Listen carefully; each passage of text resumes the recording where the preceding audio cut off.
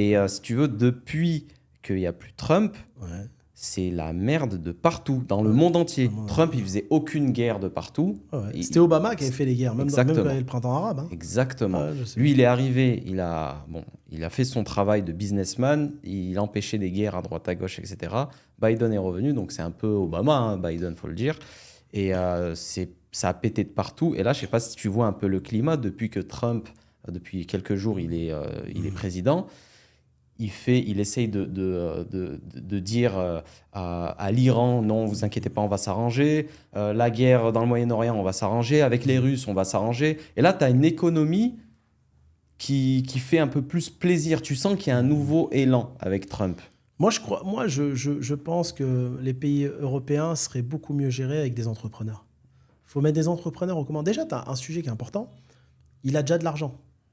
Il n'a pas besoin de voler le pays pour en faire plus. C'est-à-dire, lui, il est là parce qu'il a une vraie envie d'être président et il est patriotique, il veut pousser le pays vers le haut.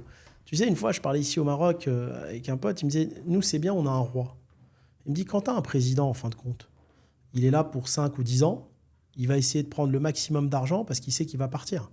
Mais quand tu as un roi, le pays, il est à lui de toute façon. Il prend ce qu'il veut, c'est à lui.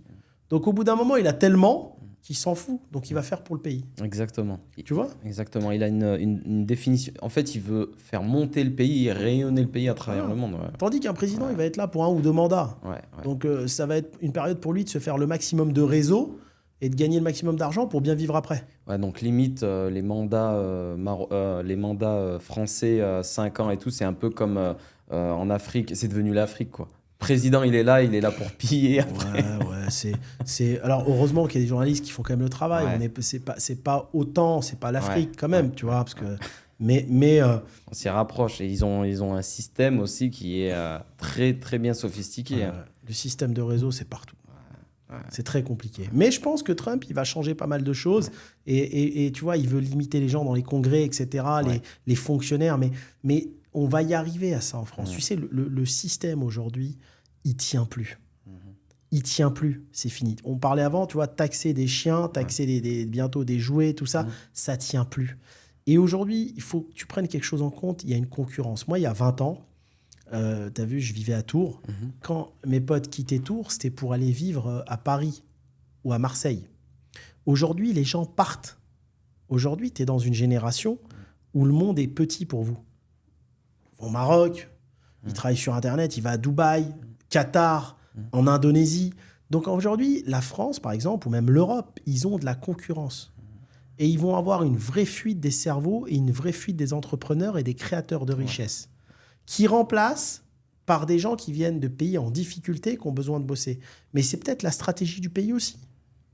Ouais, elle est conne quand même, cette stratégie. De laisser partir... C'est ce qu'on disait la fois dernière, garder le 440 et en dessous que des salariés. D'accord, ok. Donc ils ont un plan bien précis alors. Ouais, moi je pense que la France, dans 20 ans, ça sera toujours le pays le plus touristique au monde, un pays pour riches. Pour moi, tu vois, Paris, ça va devenir une capitale pour riches et tout le reste, ça sera des salariés, quoi.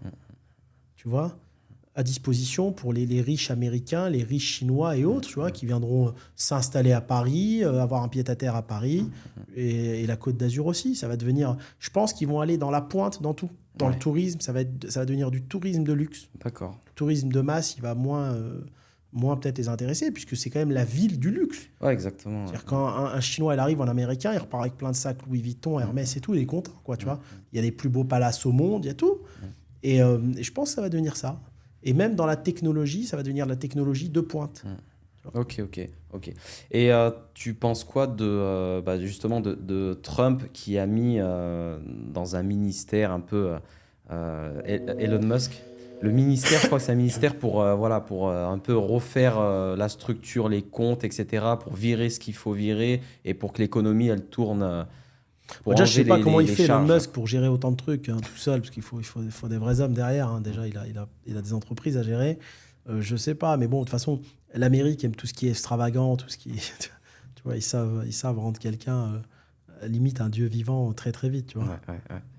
Donc, c'est vrai que ça, je ne sais pas. Faut voir les résultats après, hein, mais ça sera toujours mieux que mettre aux commandes des énarques, qui est le cas des pays aujourd'hui en Europe, des énarques qui n'ont jamais travaillé, jamais entrepris, aux commandes d'un pays. Ouais. C'est ce que disait la fois dernière un journaliste, il parlait sur Jordan Bardella, c'est ça Bardella. Ouais. Il disait mais vous n'avez jamais travaillé de votre vie, vous voulez devenir président d'un pays, vous n'avez jamais bossé. Je veux dire, tu as peut-être envie de te faire présider par quelqu'un qui a entrepris, qui sait que c'est quoi l'argent.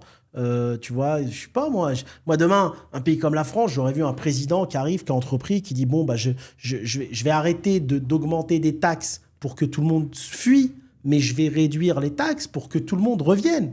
Et on va construire peut-être une France différente, tu vois, avec quelqu'un qui va vraiment discuter avec les commerçants, les entrepreneurs, les difficultés, tu vois. C'est ça, là. Alors, il y a une justice sociale, mais il y a un moment donné, il faut pas abuser, quoi. Ouais. Tu vois. Le seul move intelligent qu'avait fait la France, j'ai l'impression, c'est d'avoir pris Tapi dans le ministère. Mais moi, j'aimais beaucoup. Je pense que Tapi, c'était quand même l'idole de toute une génération d'entrepreneurs.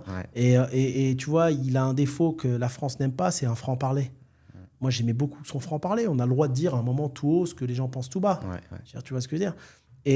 Non, j'aimais beaucoup. C'était ça pouvait être le Donald Trump, clairement. Hein, ça pouvait être le Donald Trump français. Hein, bien sûr. Bernard Tapie. Bien sûr. Ça aurait été pas mal hein, de voir un Tapie président. Ces entrepreneurs, ça aurait été bien. Entrepreneur, en plus un parvenu. Ouais. J'aime bien, moi, le profil. Hein. Ouais.